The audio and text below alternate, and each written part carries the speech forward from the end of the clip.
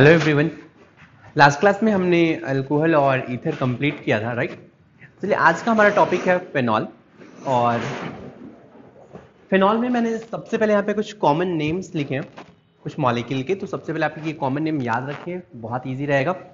जैसे फेनॉल में सबसे पहले मैंने लिखा मोनोहाइड्रिक। आप मतलब समझे, mono means one, hydric means one OH है, राइट। आप इसमें देखेंगे ये फेनॉल ही बेसिकली, फिनाइल पे वन OH है, इसमें जस्ट वन OH ग्रुप है, इसीलिए इसे हम लोग मोनोहाइड्रिक अल्कोहल बोलेंगे या फिर मोनोहाइड्रिक बोलेंगे।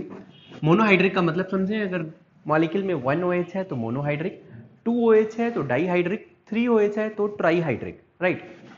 फेनॉल का एक कॉमन नेम और है, इसको कार्बिनॉल भी बोलते हैं। फेनॉल को ही हम लोग कार्बिनॉल भी बोलते हैं, ये याद रखें। डाईहाइड्रिक मीन्स आपको समझ में आ रहा है, दो OH ग्रुप होंगे। फेनॉल के ऑर्थो पे अगर OH है तो इसका कॉमन नेम है कैटेकॉल, बस ये कॉमन नेम आप याद रख सकते हैं। अगर फेनॉल के मेटा पे OH है तो इसको रेसोर्सिनॉल बोलते हैं। एंड फेनॉल के पैरा पे एक और OH ग्रुप है, इसको हम लोग क्विनॉल बोलते हैं।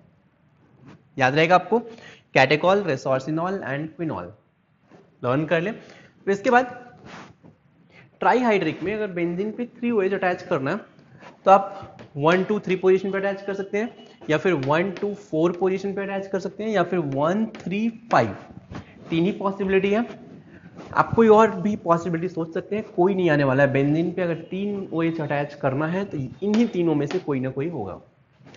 तो अगर ये 1 2 3 पे है तो इसका नेम पायरोगैलोल है, ठीक।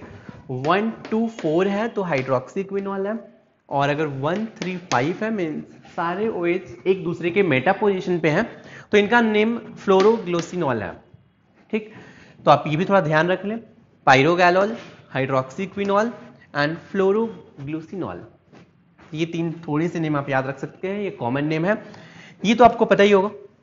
फेनॉल के ऑर्थो पोजीशन पे अगर मिथाइल है इसको ऑर्थोक्रिजोल बोलते हैं, इसको मेटाक्रिजोल, मेटा पे अगर CH3 है तो, पैरा पे अगर CH3 है तो पैराक्रिजोल बोलते हैं। ये देखिए आप, एक मैंने और मॉलिक्यूल यहाँ पे लिखा है, अगर ये OH नहीं होता तो इसको अपन नैप्थलीन बोलते हैं, राइट। ये बेसिकली नैप्थलीन है, और नैप्थलीन में अगर देखा जाए तो सिर्फ 2 टाइप्स के ही पोजीशन है, या फिर 2 टाइप्स के ही हाइड्रोजन होते हैं। अगर मैं इसको टाइप 1 बोलूंगा तो ये भी टाइप 1, ये भी टाइप 1, ये भी टाइप 1, ये टाइप 2, टाइप 2, टाइप 2, टाइप 2, या फिर इसको अपन टाइप 1, इसको अपन कार्बन से अटैच, इसको अल्फा बोलते हैं, इसको बीटा बोलते हैं। ये भी अल्फा, ये भी बीटा, ये भी अल्फा, ये भी बीटा, ये अल्फा बीटा, समझ में आ रहा है। तो अगर नैप्थलीन के अल्फा प्लेस पे अगर OH अटैच है तो नेम हो जाएगा अल्फा नैफ्थॉल या फिर 1 नैफ्थॉल। बीटा प्लेस पे अगर OH अटैच है तो बीटा नैफ्थॉल या फिर 2 नैफ्थॉल बोलेंगे। तो जस्ट आप ये नोट कर लें, ये स्ट्रक्चर ड्रॉ कर लें, और आप ये कॉमन नेम थोड़ा ध्यान रखेंगे इस चैप्टर में, राइट। अब चलिए अपन फिर से आते हैं। तो हम लोग फिनॉल में सबसे पहले प्रिपरेशन पढ़ेंगे, प्रिपरेशन के बाद इसके केमिकल रिएक्शन के बारे में स्टडी करने वाले हैं। चलिए सबसे पहले हेडिंग देते हैं, preparation of phenol.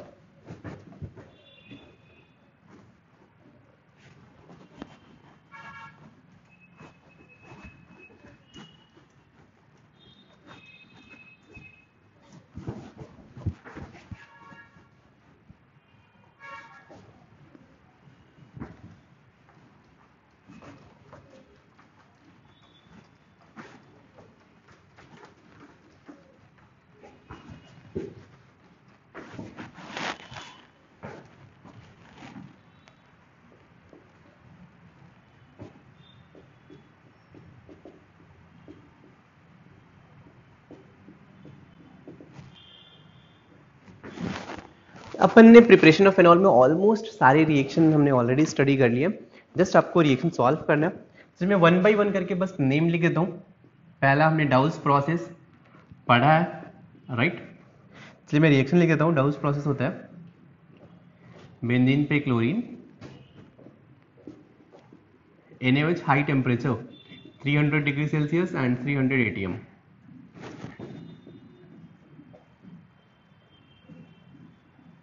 Second from GR means Grignard reagent. तो अगर आपको ग्रिग्नार्ड रिएजेंट से अगर फिनॉल बनाना है पीएच MgX ले लीजिए, पीएच माइनस MgCl प्लस। इस पे आप लेट्स O2 के साथ ही रिएक्शन कर दो। RMgX प्लस O2 क्या बनता है? ROH बनता है। तो ये हो जाएगा पीएच OH, यहां भी ये बन जाएगा PHOH। थर्ड रिएक्शन आता है फ्रॉम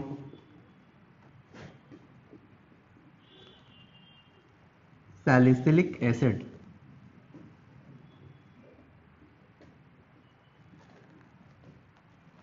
सैलिसिलिक एसिड मीन्स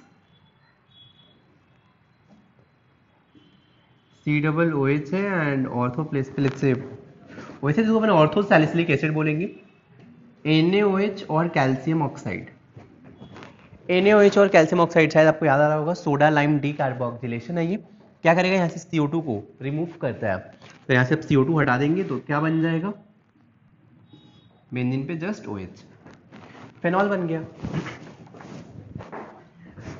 तो ये तीनों रिएक्शन हमने ऑलरेडी स्टडी किया। चलिए फोर्थ रिएक्शन फ्रॉम बेंजीन अगर आपके पास बेंजीन है, बेंजीन पे आप कॉन्सेंट्रेटेड H2SO4 के साथ हीट कर दें। ये रिएक्शन हमने पढ़ा है सल्फोनेशन। तो यहां पे क्या आ जाएगा? बेंजीन पे SO3H, राइट, और NaOH के साथ रिएक्शन कर दो, डीसल्फोनेशन हो जाएगा, राइट। SO3H बाहर जाएगा, OH आ जाएगा। अगर मैं स्टेप वाइज लिखूं, H प्लस OH माइनस मिलके ये पहले बनाएगा बेंजीन पे SO3 माइनस Na प्लस, फिर यहां से SO2 बाहर जाएगा।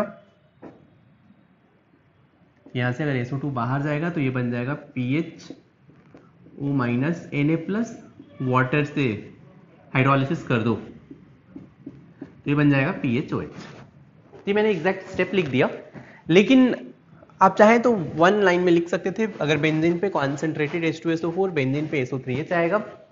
अगर मैं NaOH के साथ रिएक्शन करूंगा तो OH SO3H को रिप्लेस कर देगा, राइट। वन लाइन में लिख सकते थे, लेकिन हाँ ये एग्जैक्ट मैकेनिज्म से हो गया। फोर्थ के बाद फिफ्थ रिएक्शन पे आते हैं। Fifth is from benzene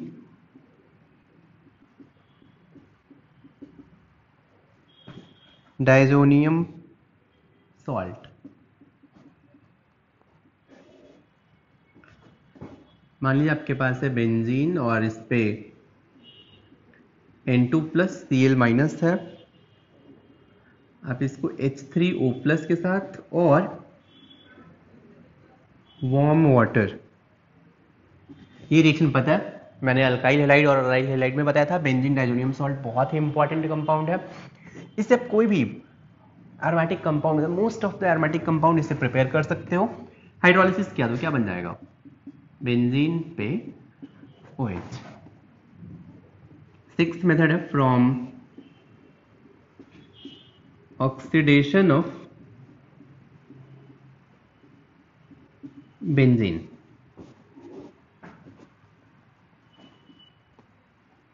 benzene है, बेंजीन पे अगर आपने V2O5 और 250 degree Celsius, vanadium pentoxide 250 degree Celsius पे ये क्या बनता है? फेनॉल बनता है। ये रिएक्शन हम ध्यान रखें। तो मैंने आपको सिक्स्थ रिएक्शन अभी तो बताया, और हमने सारे सिक्स्थ रिएक्शन ऑलरेडी स्टडी किया।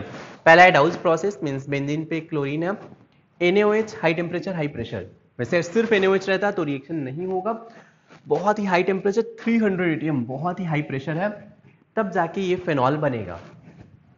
ग्रिग्नार्ड रिएजेंट के साथ PHMgX है, O2 के साथ PHOH बन जाएगा। सैलिसिलिक एसिड के साथ जस्ट यहां से सोडा लाइम डी कार्बोक्सिलेशन होगा, CO2 आप बाहर निकालो, RCOOH पे NaOH and calcium oxide RH बनता है, मींस CO2 यहां से बाहर जाएगा। फोर्थ है बेंजीन पे कॉन्सेंट्रेटेड H2SO4, बेंजीन पे SO3H आएगा, NaOH रिप्लेस करेगा, फेनॉल बन गया। फिफ्थ रिएक्शन है बेंजीन डाइजोनियम का, अगर हाइड्रोलिसिस करेंगे तो इसके प्लेस पे OH आएगा, फेनॉल बन गया। ऑक्सीडेशन ऑफ बेंजीन, बेंजीन पे V2O5 एंड 250 डिग्री सेल्सियस क्या बनेगा, फेनॉल बनेगा।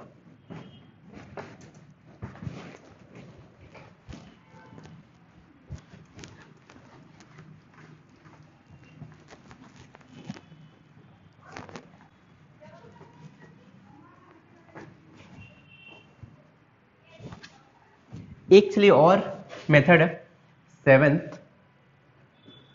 From cumene. ये बेसिकली इंडस्ट्रियल मेथड है।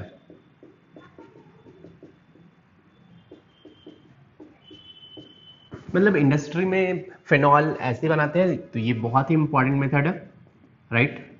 बुक्स में भी, मतलब एनसीईआरटी में भी है, काफी इंपॉर्टेंट मेथड है, ठीक ना। इसको याद रखेंगे आप। तो क्यूमीन से क्या होता है, पहले तो क्यूमीन होता है बेंजीन पे CH3 इसको बोलते हैं क्यूमीन। ये है आपका क्यूमीन, और इसको बोलेंगे isopropyl benzene. Basically isopropyl benzene को क्यूमीन बोलते हैं। अगर आपने क्यूमीन का एयर ऑक्सीडेशन किया, मतलब O2 के साथ रिएक्शन किया, राइट,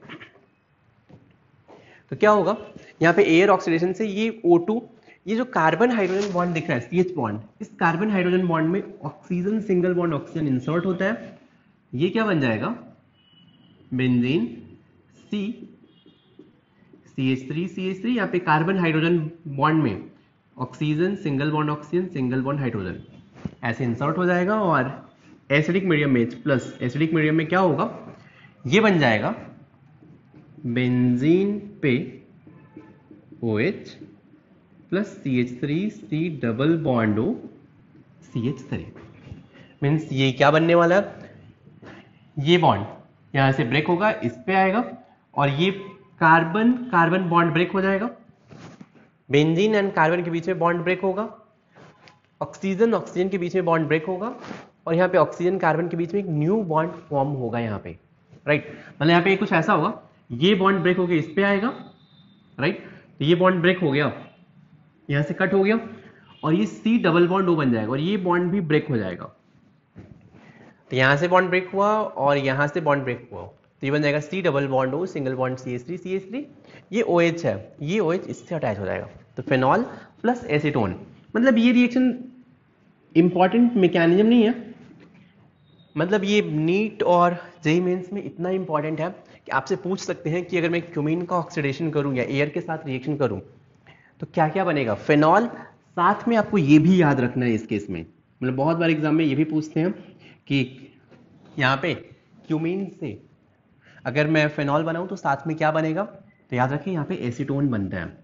ये दोनों प्रोडक्ट याद रखें आप, बस आपको लर्न करना है कि अगर क्यूमीन को ऑक्सीजन के प्रेजेंस में रिएक्ट करेंगे तो फेनॉल प्लस एसीटोन बनेगा। क्या बनेगा, फेनॉल प्लस एसीटोन बनेगा। तो ये बेसिकली 7 मेथड है, ये आपको लर्न करना है, राइट, प्रिपरेशन। अब अपन बात करते हैं केमिकल प्रॉपर्टीज की।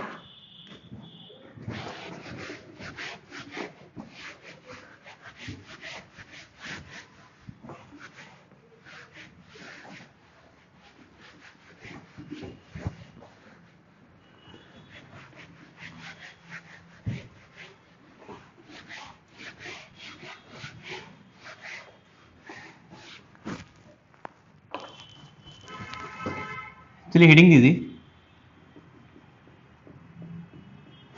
Chemical reaction.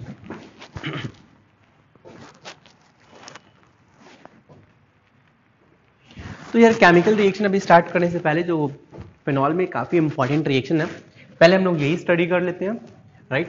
इसमें जो पहला रिएक्शन है, जो सबसे इंपॉर्टेंट रिएक्शन है, ये है reamer-Tiemann reaction.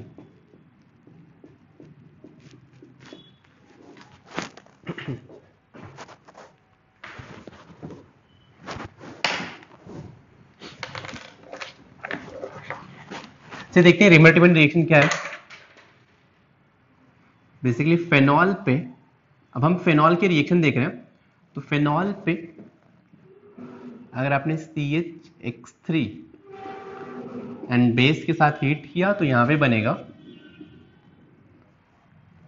PHOH CHO plus PHOH, para पे भी CHO। ऑर्थो वाला प्रोडक्ट मेजर होगा और इसका नेम होगा ऑर्थो हाइड्रोक्सी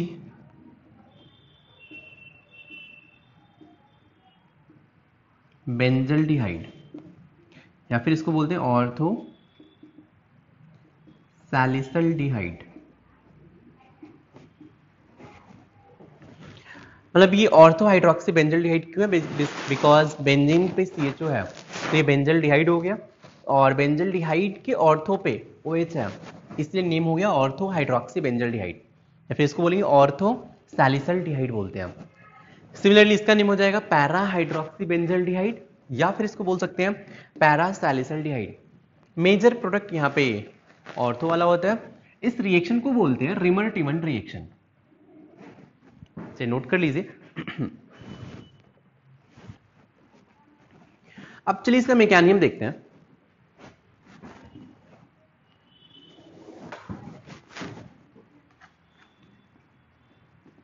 सबसे पहले तो आपको ये CH(X3) और OH माइनस दिख रहा है, तो यार CH(X3) और OH माइनस देख के आपको शायद थोड़ा बहुत हिंट मिला होगा, जैसे कार्बीन फॉर्म होने वाला है। देखिए कार्बीन में मैंने पढ़ाया था जनरेशन ऑफ कार्बीन में, ठीक ना, ये रिएक्शन लिखवाया होगा CH(X) इस पे अगर मैं OH माइनस का रिएक्शन करूं तो ये OH माइनस क्या करेगा, due to strong minus I effect of 3 halogen, ये हाइड्रोजन एसिडिक है, ये H प्लस OH माइनस के साथ रिएक्ट करके H2O बनाएगा, और ये H2O यहां से बाहर निकल जाएगा। क्लियर है? अब यहां से अगर H प्लस बाहर निकल गया तो C पे माइनस बनेगा, तो यार C पे माइनस चार्ज रहेगा, हैलोजन हैलोजन हैलोजन। क्लियर है? फिर से यहाँ पे essence X minus leaving group है, यहाँ से X माइनस ऑटोमेटिकली हीट करने पे X माइनस बाहर जाएगा, बिकॉज यहाँ पे लोन पेयर और नेगेटिव में रिपल्शन होगा। तो अगर यहाँ से X माइनस बाहर गया तो ये हैलोजन अपना इलेक्ट्रॉन लेके बाहर जाएगा, तो यहाँ पे क्या बनने वाला है, कार्बन पे हैलोजन हैलोजन इलेक्ट्रॉन, और यहाँ पे वैकेंट ऑर्बिटल रहेगा। क्लियर है? यार ये कार्बीन बन गया, और ये कार्बीन बेसिकली सिंगलेट कार्बीन है, ये ट्रिपलेट में कन्वर्ट नहीं होगा बिकॉज ये बैक बॉन्डिंग से स्टेबलाइज्ड है। तो यहाँ पे सिंगलेट कार्बीन रहेगा, सिंगलेट कार्बीन, और बेसिकली यही रिएक्ट करने वाला है, यही इंटरमीडिएट है, तो हम बोल सकते हैं दिस इज रिएक्टिंग स्पीसीज। तो आपको CH(X3) और OH माइनस से क्या मिला, ये CH2 मीन्स ये सिंगलेट कार्बीन मिला है। क्लियर है? अब ये सिंगलेट कार्बीन रिएक्ट करेगा फेनॉल पे, इतना तो समझ में आया होगा। अब ये देखो फेनॉल है बेसिक मीडियम में, मतलब OH माइनस है, तो OH माइनस, और आपको पता है फेनॉल का हाइड्रोजन एसिडिक होता है। क्यों होता है? क्योंकि अगर आपने यहाँ से H प्लस बाहर निकाला, O पे माइनस आएगा, O पे माइनस रिलेटिवली स्टेबल है, तो यहाँ पे क्या होने वाला है, अगर मैं यहाँ पे ऐसे फेनॉल ले लूं OH माइनस के प्रेजेंस में, OH माइनस H प्लस के साथ मिलके H2O बाहर आएगा, और ये बन जाएगा बेंजीन पे O माइनस। क्लियर है? अब इसका रेजोनेटिंग स्ट्रक्चर ड्रॉ करते हैं। देखिए आपको पता है ये ऑर्थो एंड पैरा पे नेगेटिव चार्ज इंक्रीज करेगा। अगर मैं इसका रेजोनेटिंग स्ट्रक्चर ड्रॉ करूं तो ये बॉन्ड इधर, ये बॉन्ड इधर आएगा, डबल बॉन्ड यहाँ पे माइनस, डबल बॉन्ड O। फिर अगर मैं रेजोनेटिंग स्ट्रक्चर ड्रॉ करूं तो यहाँ पे डबल बॉन्ड यहाँ पे minus, double bond O। Next अगर मैं फिर से रेजोनेटिंग स्ट्रक्चर ड्रॉ करूं, चलिए मैं यहीं पे ड्रॉ कर देता हूं, ये बॉन्ड इधर, यहाँ पे माइनस, डबल बॉन्ड O। फिर से ड्रॉ करूंगा, O पे माइनस आ जाएगा। मीन्स आपको दिख रहा है नेगेटिव चार्ज इधर ऑर्थो पे आ रहा है या फिर पैरा पे आ रहा है। आई होप यहां तक तो कोई डाउट नहीं होगा। अब देखते हैं आइदर रिएक्शन मीन्स ये जो सिंगलेट कार्बीन है ये इलेक्ट्रोफाइल है। भाई अब इलेक्ट्रोफाइल क्यों है? क्योंकि यार ये जो कार्बन है आप देखेंगे इसके पास टोटल इलेक्ट्रॉन कितने हैं? इस बॉन्ड में 2 इलेक्ट्रॉन 2 इलेक्ट्रॉन 2 इलेक्ट्रॉन, जस्ट इसके पास 6 इलेक्ट्रॉन है। 6 इलेक्ट्रॉन मीन्स इसका ऑक्टेट इनकम्प्लीट है। ऑक्टेट इनकम्प्लीट है इसीलिए ये इलेक्ट्रोफाइल होगा। अब इलेक्ट्रोफाइल है तो कहां पे अटैक करेगा? जहां पे इलेक्ट्रॉन डेंसिटी ज्यादा हो। यार इस ऑर्थो पे और पैरा पे इलेक्ट्रॉन डेंसिटी ज्यादा है। सबसे पहले मैं एक रिएक्शन आपको बता देता हूं। पहले मैं आपको रिएक्शन बता देता हूं, reaction at ortho position. Just आप एक मैकेनिज्म समझ लीजिए, बाकी तो फिर सेम रिपीट करना है। अब देखो यार अगर ऑर्थो पोजीशन पे रिएक्शन करना है, चलिए मैं ऑर्थो वाला ही कंपाउंड ले लेता हूं।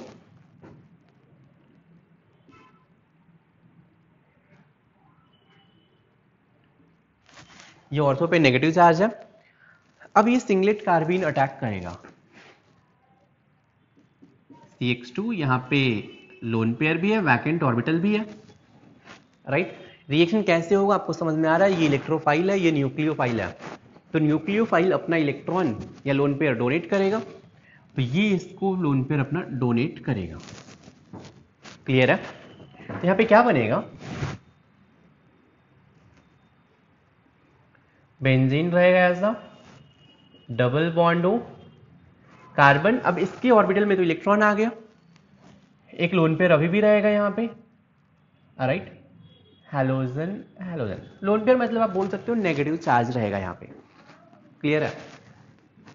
मैं अगर मैं चाहूं तो इसको मैं CH2 लोन पेयर भी लिख सकता हूं या फिर नेगेटिव चार्ज भी लिख सकता हूं। कार्बन अगर 3 बॉन्ड फॉर्म कर रहा है, कार्बन 3 बॉन्ड और एक लोन पेयर है, मतलब C- बन गया ये। क्लियर है ना? अब क्या होगा?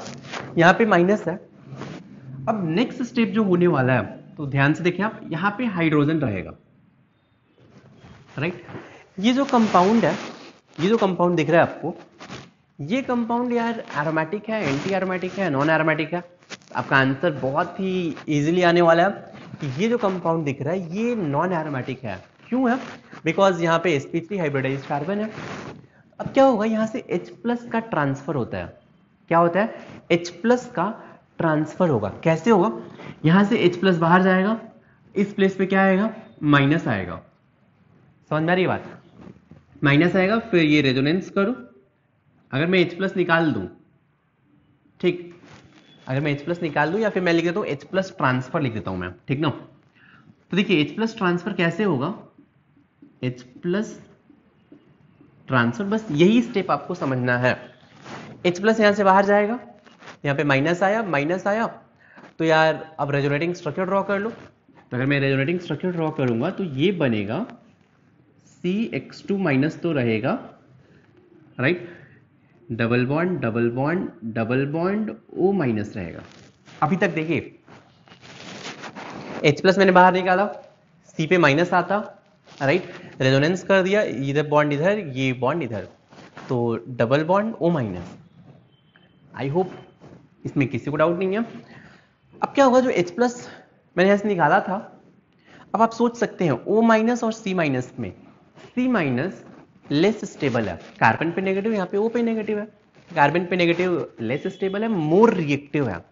तो ये H+ क्या करेगा? जो भी बाहर गया होगा ये C- पे अटैक करेगा।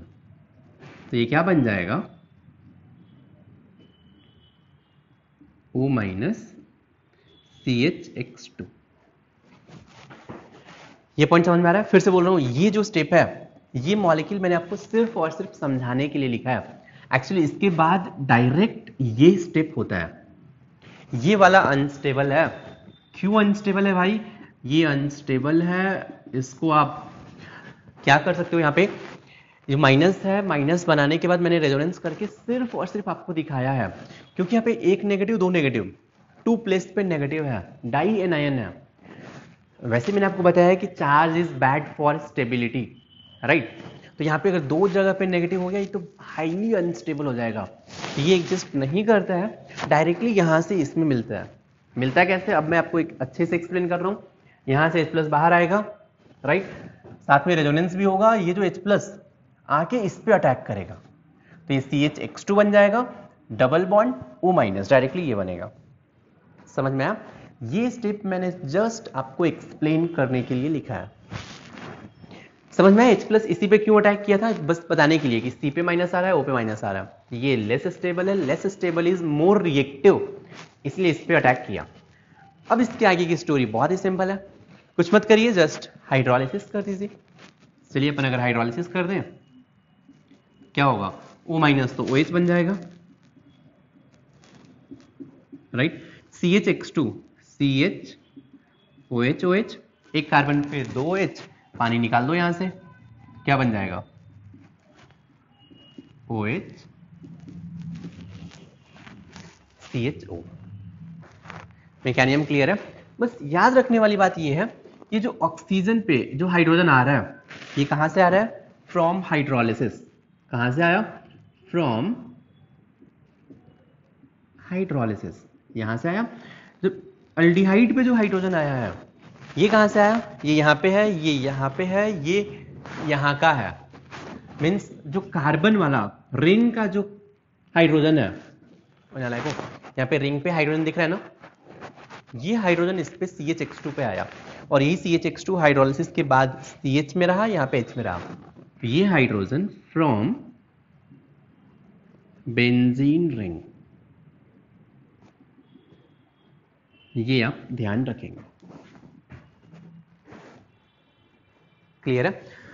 अगर आपको ये रिएक्शन समझ में आ गया, ठीक ना, तो अगर आपको पैरा पोजीशन पे जो पैरा प्रोडक्ट बन रहा है, अगर पैरा पोजीशन पे लिखना है, कुछ मत करिए, जस्ट कि मैंने यहां से स्टार्ट किया, आप पैरा वाला लिखिए, पैरा वाला लिखेंगे, यहाँ पे माइनस रहेगा, सब कुछ एग्जैक्टली सेम रहेगा यार।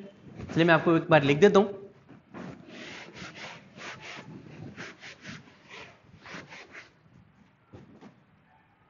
यहाँ पे रिएक्शन एट पैरा पोजीशन, ये कैसे होगा, बेंजीन, जस्ट पैरा वाला लिख लीजिए आप, double bond double bond double bond O minus रहेगा, समझ में आया, CH2 लोन पेयर और एक वैकेंट ऑर्बिटल रहेगा, ये इस पे अटैक करेगा। जस्ट अब तो आपको सब कुछ समझ में आ गया होगा यार, double bond double bond double bond O CH2, यहाँ पे लोन पेयर रहेगा, राइट। हाइड्राइड शिफ्ट होगा, H शिफ्ट करो और रेजोनेंस भी कर लो, तो यहाँ पे O- CH और अगर हाइड्रोलिसिस कर लिया तो ये बन जाएगा बेंजीन पे OH CHO।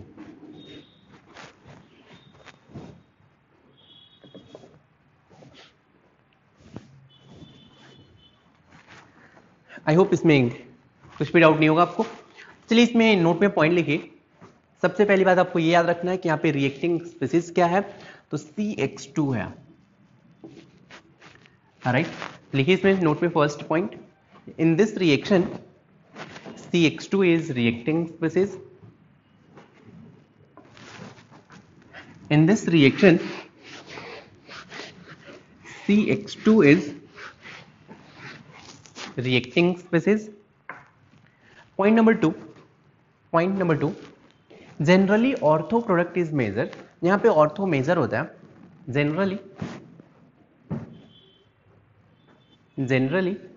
ortho product is measured because ortho major होता है बिकॉज ऑर्थो के दो प्लेस हैं, पैरा का एक ही प्लेस है। एक सिंपल सा रीजन ये भी है कि ऑर्थो के दो प्लेस है, यहाँ भी अटैक करेगा, यहाँ भी अटैक करेगा, दोनों प्लेस पे अटैक करेगा, तो ऑर्थो फॉर्म होने का प्रोबेबिलिटी ज्यादा है, राइट। तो first point, because first point to ortho position, because first point to ortho position is present. Second point क्या होता है, ये जो ऑर्थो प्रोडक्ट बनेगा बेंजीन OH CHO, ये है, तो क्या होगा बेसिक मीडियम में, ये तो OH- के फॉर्म में रहेगा, राइट। और यहाँ पे क्या होगा, ऑर्थो प्लेस पे यहाँ पे ऐसे चिलेशन होगा, रिंग फॉर्मेशन होगा। मान लीजिए अगर NaOH रहेगा तो यहाँ पे Na+ रहेगा, अगर NaOH रहेगा तो आपको समझ में आ रहा है, ये O- Na+ रहेगा, right. C double bond O में सी पे डेल्टा प्लस O पे डेल्टा माइनस, तो यहाँ पे ऐसे ही रिंग फॉर्म होगा ऑर्थो प्लेस पे, चेलेशन होगा। लेकिन अगर यही पैरा पोजीशन पे होता O minus Na plus CHO, यहाँ पे रिंग फॉर्म नहीं होगा। आपको पता है चेलेशन से, chelation means ring formation, ring formation से स्टेबिलिटी इंक्रीज होती है, तो ऑर्थो प्लेस पे चेलेशन होगा, इसीलिए ऑर्थो प्रोडक्ट स्टेबल है, मीन्स ये मेजर होगा। सेकेंड पॉइंट लिख सकते हैं, because first point to ortho position is present, second point chelation because due to चेलेशन।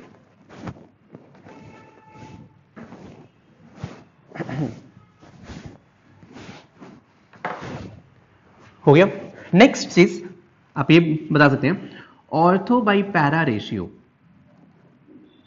अगर आपको मैं एक बार दे दूं कि बेस NaOH है और एक बार बेस KOH है, ठीक, तो किस केस में ऑर्थो बाई पैरा रेशियो ज्यादा होगा? मीन्स NaOH और KOH से किस में ऑर्थो प्रोडक्ट ज्यादा फॉर्म होगा? अगर आपको ये डिसाइड करना है, देखिए बहुत ही सिंपल है, NaOH से Na प्लस आएगा, यहां से K प्लस आएगा। तो अगर मैं बोल दूं कि साइज ऑफ केटायन, ये नल्ले हैं, ये कोई काम नहीं होता है, बस ये जाके अटैच हो जाएंगे, माइनस के बगल में जस्ट अटैच हो जाएंगे, लेकिन आप बोल सकते हैं कि size of cation decreases, charge density क्या होगा यार? Charge density, charge by size, size अगर स्मॉल है तो चार्ज डेंसिटी ज्यादा होगा। Na plus and K plus में Na प्लस का साइज कम है, तो अगर Na प्लस का साइज कम है तो इसका चार्ज डेंसिटी ज्यादा होगा। चार्ज डेंसिटी प्लस चार्ज बहुत ज्यादा है तो चेलेशन ज्यादा होगा। Charge density increases, chelation increases, chelation increases, ortho का प्रोडक्ट क्या होगा? परसेंटेज इंक्रीज होगा, तो ऑर्थो परसेंटेज इंक्रीजेज। इसलिए आप बोल सकते हैं ortho by para ratio NaOH के केस में ज्यादा होगा KOH से। ये पॉइंट समझा? मैंने क्या बताया, अगर Na प्लस K प्लस है, दोनों के कारण अगर NaOH रहेगा तो यहाँ पे Na प्लस रहेगा, KOH रहेगा तो यहाँ पे K प्लस रहता है। चेलेशन हो रहा है, चेलेशन मीन्स रिंग फॉर्मेशन हो रहा है। अगर साइज ऑफ केटायन कम होगा तो चार्ज डेंसिटी ज्यादा होगा, चार्ज डेंसिटी ज्यादा होगा तो चेलेशन ज्यादा होगा, चेलेशन ज्यादा होगा तो फिर ऑर्थो का परसेंटेज क्या होगा? ज्यादा होगा। आई होप इसमें कुछ भी डाउट नहीं होगा। चलिए अपन नेक्स्ट रिएक्शन पे आते हैं।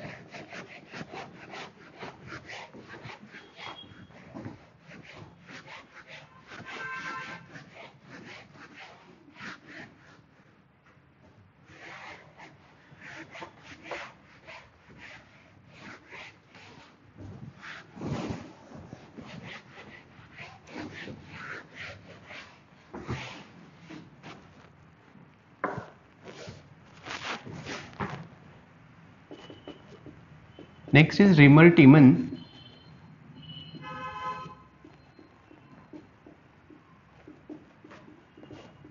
carboxylation।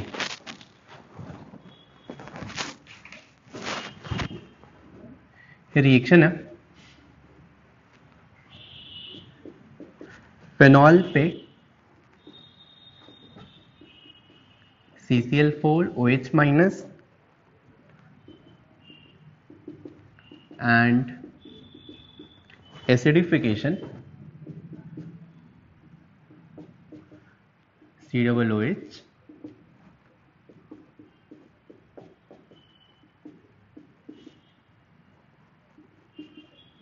यहां से बनेगा ऑर्थो हाइड्रोक्सी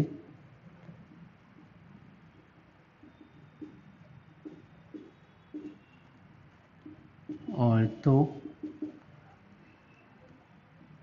सैलिसिलिक एसिड।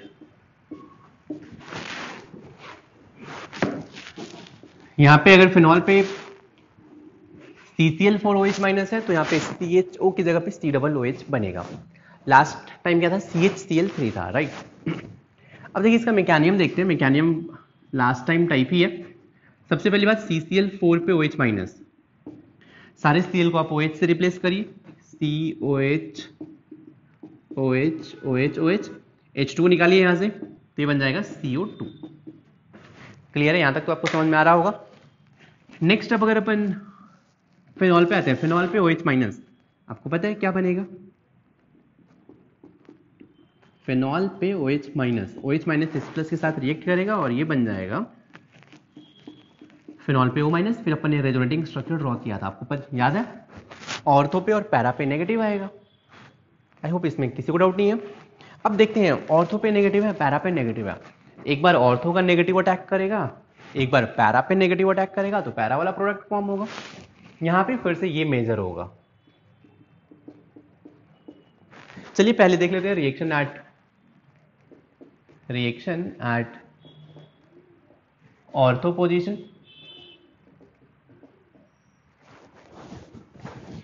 अगर आपको ऑर्थो पे रिएक्शन करना है तो यहाँ पे फेनॉल है, मैं यहाँ पे ऐसे लिख सकता हूँ PH double bond O negative और CO2 mean C double bond O double bond O। ये पॉइंट समझ में आया? कहाँ से लिखा मैंने? रेजोनेंस किया, C डबल बॉन्ड O, यहाँ पे माइनस आएगा। इस ऑर्थो वाले नेगेटिव को मैंने ले लिया और CO2 है। कहाँ पे अटैक करेगा? ये न्यूक्लियोफाइल है, ये इलेक्ट्रोफाइल है, कार्बन पे डेल्टा प्लस चार्ज होगा, तो ये इस पे अटैक करेगा, तो ये बन जाएगा bond double bond O single bond C। जैसे इस पे अटैक करेगा ये बॉन्ड इधर जाएगा, C double bond O minus. Clear है? अब लास्ट टाइम टाइप सोचते हैं। यहां से हाइड्रोजन रहेगा, हाइड्रोजन ट्रांसफर होगा। अब चलो मैं फिर से एक स्टेप लिख देता हूं। वैसे ये मॉलिक्यूल फॉर्म नहीं होगा, डायरेक्ट ही होगा, लेकिन बस एक बार मैं आपको लेता हूं। यहां से H प्लस निकाला, माइनस आया, रेजोनेंस कर लिया, तो ये बनेगा double bond O minus C double bond O minus. ये पॉइंट चमका। क्या किया मैंने यार, यहां से H प्लस हटाया, माइनस आया, ये माइनस को मैंने रेजोनेंस कर दिया। अब ये H प्लस था, बस आपको मैंने फील दिलाने के लिए ऐसे H प्लस को बाहर निकाला है। खुद से सोचो, C डबल O माइनस पे अटैक करेगा या O माइनस पे अटैक करेगा? मोर स्टेबल कौन है, O माइनस या C डबल O माइनस? यहाँ पे O पे नेगेटिव, रेजोनेंस के बाद ऑक्सीजन पे ही जाएगा, मीन्स ये मोर स्टेबल है, ये लेस स्टेबल है। Less stable is more reactive, तो ये O माइनस मोर रिएक्टिव है, इसीलिए H प्लस इस पे अटैक करेगा। अगर H प्लस इस पे अटैक करेगा, मैं यहां से H प्लस रिमूव करके H प्लस अब अटैक कर रहा हूं, तो ये बन जाएगा OH C double O minus. इसके बाद डायरेक्ट ये बनेगा। लास्ट केस में क्या हुआ था, यहां से H प्लस आया था, O माइनस पे नहीं, CH2 था वहां पे, तो कार्बन पे नेगेटिव था, कार्बन पे अटैक किया था। इस बार क्या हो रहा है, H प्लस आ रहा है, O माइनस पे अटैक कर रहा है। फिर इसके बाद एसिडिफिकेशन है, एसिडिफिकेशन, तो ये क्या बन जाएगा OH, ये जो C डबल O माइनस है C डबल OH। ये हाइड्रोजन एसिडिफिकेशन से आया है, ये hydrogen from benzene ring. I hope इसमें किसी को कोई डाउट नहीं होगा। पैरा पे आप फिर से रिएक्शन कर सकते हैं। नेक्स्ट रिएक्शन है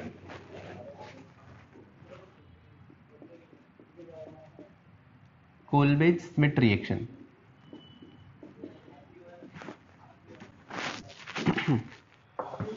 कुछ नहीं, ये रिएक्शन मतलब आप यहाँ पे CO2 ले लो, OH माइनस, ये बन जाएगा।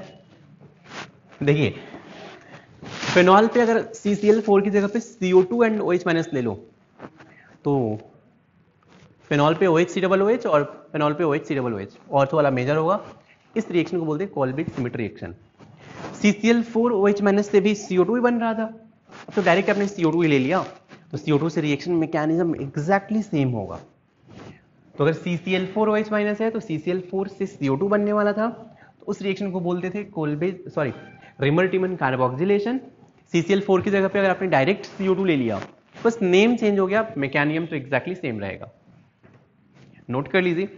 और चलिए इस पे कुछ एग्जाम्पल देखते हैं।